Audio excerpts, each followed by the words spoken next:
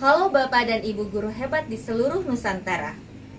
Pernahkah Anda merasa bahwa murid hanya sekedar menghafal, tidak benar-benar memahami esensi materi? Pada video kali ini kita akan belajar dan mengupas tuntas bagaimana menyusun perangkat pembelajaran. Tentunya perangkat pembelajaran yang akan kita kupas adalah tentang perancangan pembelajaran mendalam. Nah, Bapak Ibu, tentunya kita mengharapkan bagaimana murid tidak hanya sebatas memahami materi, namun mampu mengaitkan materi dengan kehidupan sehari-hari. Dan tentunya kita akan berupaya bagaimana memaksimalkan potensi murid agar lebih optimal. Seperti apa dan bagaimana penyusunan perangkat pembelajaran? Bersama saya Suryaningsih, Guru Pejuang Digital Sulawesi Selatan, Kabupaten Bone. Mari kita simak video berikutnya. Tujuan penyusunan perencanaan pembelajaran pada kegiatan digitalisasi pembelajaran adalah yang pertama, bagaimana kita menjelaskan 4 komponen utama perencanaan pembelajaran mendalam serta keterkaitan antar komponen tersebut. Tujuan yang kedua adalah bagaimana kita membedakan antara karakteristik, langkah-langkah dan pengalaman belajar menggunakan model station rotation, flip classroom, dan lab rotation. Tujuan yang ketiga adalah bagaimana Bapak Ibu bisa mengintegrasikan media pembelajaran berbasis digital ke dalam setiap fase pengalaman belajar. Tujuan yang keempat adalah bagaimana kita menyusun tujuan pembelajaran yang mencakup penguatan literasi dan numerasi dalam setiap aktivitas menggunakan kata kerja operasional yang tepat. Yang kelima, tentunya harapannya adalah Bapak Ibu bisa menyusun langkah-langkah pembelajaran yang di dalamnya juga memuat aktivitas penguatan literasi dan numerasi. Dan yang terakhir adalah bagaimana Bapak Ibu setelah mengikuti kegiatan ini mampu merencanakan teknik dan instrumen asesmen digital yang bisa kita gunakan pada awal, proses, dan akhir pembelajaran. Mari kita bahas satu persatu. Yang pertama, perencanaan pembelajaran. Ada 5 komponen penting yang Bapak Ibu harus perhatikan terkait perencanaan pembelajaran. Yang pertama, perencanaan pembelajaran tentunya dirancang untuk memandu Bapak Ibu dalam melaksanakan pembelajaran untuk mencapai tujuan pembelajaran. Yang kedua, perencanaan pembelajaran disusun berdasarkan alur tujuan pembelajaran. Yang ketiga, alur tujuan pembelajaran sendiri itu adalah tujuan pembelajaran yang telah kita urutkan. Yang keempat, Bapak Ibu meskipun mengajarkan murid dalam satu fase yang sama, namun alur tujuan pembelajaran ini bisa berbeda. Demikian pula pada poin yang kelima, Bapak Ibu tentu dapat memiliki perencanaan pembelajaran yang berbeda antara guru yang satu dengan guru yang lain. Penyusunan perencanaan pembelajaran mendalam memiliki 4 kerangka penting. Yang pertama adalah identifikasi, yang kedua adalah desain pembelajaran, yang ketiga pengalaman belajar, dan yang keempat adalah asesmen. Apa sih yang penting pada identifikasi? Tentunya Bapak Ibu harus memperhatikan yang pertama adalah kesiapan murid, yang kedua karakteristik materi, dan yang ketiga menentukan dimensi profil lulusan.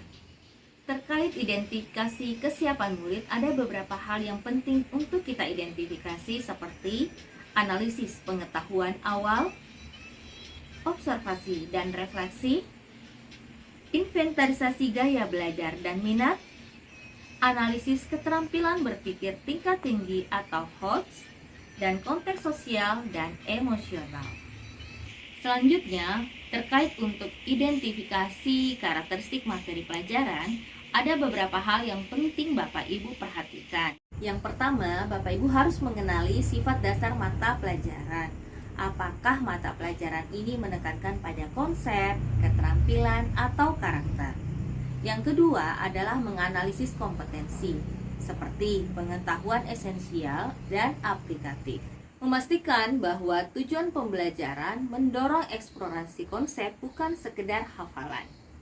Selanjutnya, mengidentifikasi setiap karakteristik mata pelajaran memiliki relevansi dengan kehidupan nyata, sehingga murid melihat relevansi pembelajaran. Demikian pula, dalam karakteristik materi ini, penting bagi kita untuk mengidentifikasi dari materi ada hubungan untuk pencapaian 8 dimensi profil lulusan, termasuk memilih strategi pembelajaran yang mendorong murid untuk melakukan misalnya merancang pembelajaran berbasis proyek, melakukan penelitian, ataupun merancang tantangan berbasis data disesuaikan dengan karakteristik mata pelajaran.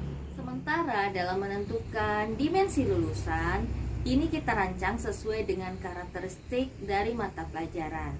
Bapak Ibu sebaiknya menyesuaikan dengan tujuan pembelajaran yang akan dicapai, karakteristik mata pelajaran itu sendiri, termasuk menentukan pendekatan-pendekatan yang akan digunakan untuk membantu murid memiliki profil lulusan yang ingin dicapai. Nah, jangan lupa Bapak Ibu untuk merancang asesmen yang sesuai dengan tujuan pembelajaran yang akan dicapai. Setelah identifikasi, saatnya kita melakukan desain pembelajaran. Apa yang penting dari desain pembelajaran? Yang pertama, Bapak Ibu menentukan tujuan pembelajaran. Yang kedua, menentukan kerangka pembelajaran. Kerangka pembelajaran ini terdiri dari praktek pedagogis, kemitraan pembelajaran, lingkungan pembelajaran, dan pemanfaatan teknologi digital. Nah, seperti apa praktek pedagogis? Bapak Ibu tentu dalam pembelajaran kan akan memilih strategi, model, metode. Nah, hal-hal inilah yang terkait dengan praktek pedagogis. Bapak Ibu bisa mengkombinasikannya dengan model pembelajaran seperti discovery learning, problem based learning, project based learning, ataupun inquiry learning. Nah, terkait dengan kemitraan pembelajaran, Bapak Ibu bisa berkolaborasi dengan guru lain, orang tua, murid, industri, ataupun yang lainnya. Sementara untuk lingkungan pembelajaran, harapannya adalah Bapak Ibu dalam proses pembelajaran menciptakan lingkungan pembelajaran yang aman dan nyaman untuk murid, baik untuk berinteraksi, berkolaborasi, mendukung kemampuan berpikir kritis murid, baik dengan bantuan seperti laboratorium fisik maupun menggunakan lab maya. Nah, selanjutnya untuk pemanfaatan teknologi digital, Bapak Ibu bisa menggunakan bantuan perangkat interaktif digital yang telah tersedia di lingkungan sekolah. Hal ini bisa pula diintegrasikan dengan berbagai macam platform layanan digital yang tersedia. Menariknya, dalam konteks digitalisasi pembelajaran, ada 3 model pembelajaran yang dianjurkan. Yang pertama adalah station rotation. Yang kedua adalah flipped classroom, dan yang ketiga adalah lab rotation. Apa perbedaan ketiga dari model ini? Yuk kita bahas satu persatu. Yang pertama adalah station rotation. Dalam hal ini, guru menyediakan aktivitas yang berbeda di dalam kelas dalam berbentuk stasiun. Nah, misalnya di stasiun pertama, Bapak Ibu menyediakan aktivitas murid membaca literatur menggunakan sumber belajar yang ada. Di stasiun kedua, murid diberikan kesempatan untuk belajar, misalnya menyelesaikan tantangan dalam bentuk game edukasi. Yang ketiga, Bapak Ibu bisa memberikan aktivitas lainnya seperti menonton video interaktif ataupun yang lainnya. Dalam stasiun ini, murid mendapatkan pengalaman belajar yang bermakna dan menyenangkan. Untuk model flipped classroom memberikan kesempatan murid belajar secara mandiri menggunakan teknologi dan berdiskusi di dalam kelas pada saat tatap muka. Dalam hal ini, murid akan merefleksikan seberapa besar pemahaman mereka terhadap materi yang diberikan. Demikian pula pada saat pembelajaran tatap muka di kelas, guru akan memberikan penguatan sesuai dengan kebutuhan murid. Untuk aktivitas lab rotation, murid akan melakukan rotasi dari kelas tatap muka menuju ke laboratorium komputer untuk eksplorasi secara mandiri. Dalam hal ini, murid akan memperdalam pengetahuannya sesuai dengan kecepatannya masing-masing. Terkait pemanfaatan digital dan digitalisasi pembelajaran, Bapak Ibu dapat menggunakan papan interaktif digital atau PID melalui penggunaan fitur whiteboard ataupun eksplorasi fitur-fitur lainnya yang dapat mendukung proses pembelajaran agar lebih bermakna dan mendalam. Selanjutnya, Bapak Ibu bisa mengintegrasikan ruang murid dalam rumah pendidikan melalui sumber belajar.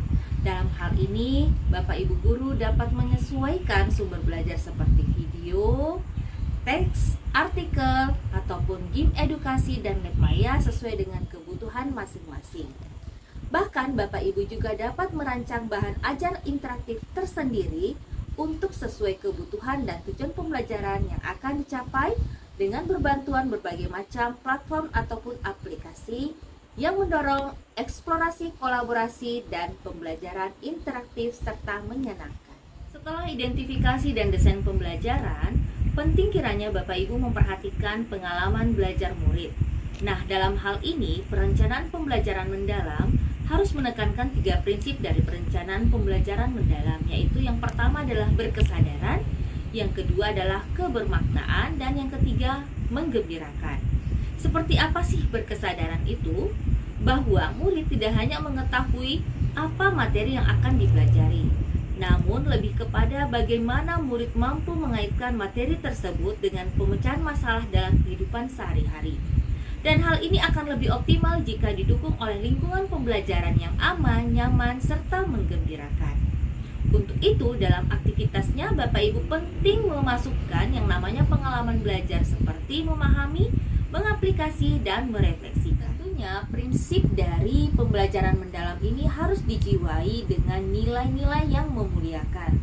Seperti apa sih nilai-nilai memuliakan itu?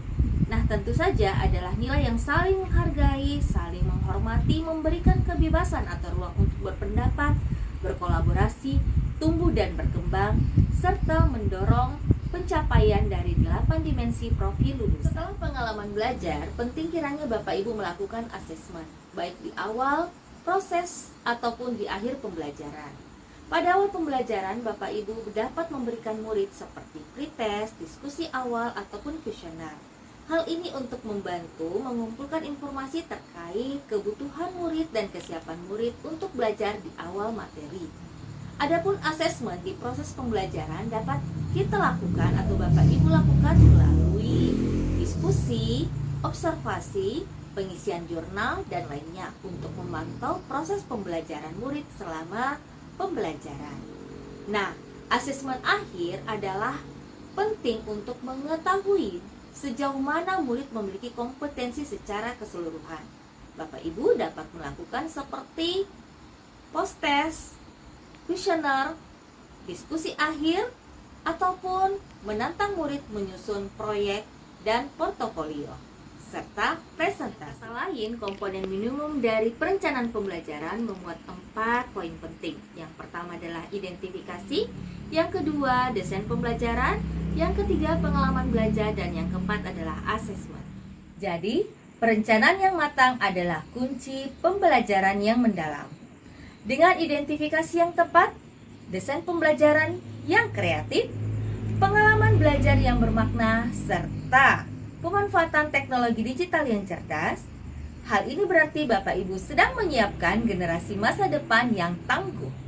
Mari wujudkan pendidikan bermutu untuk semua melalui saling memuliakan dalam proses pembelajaran.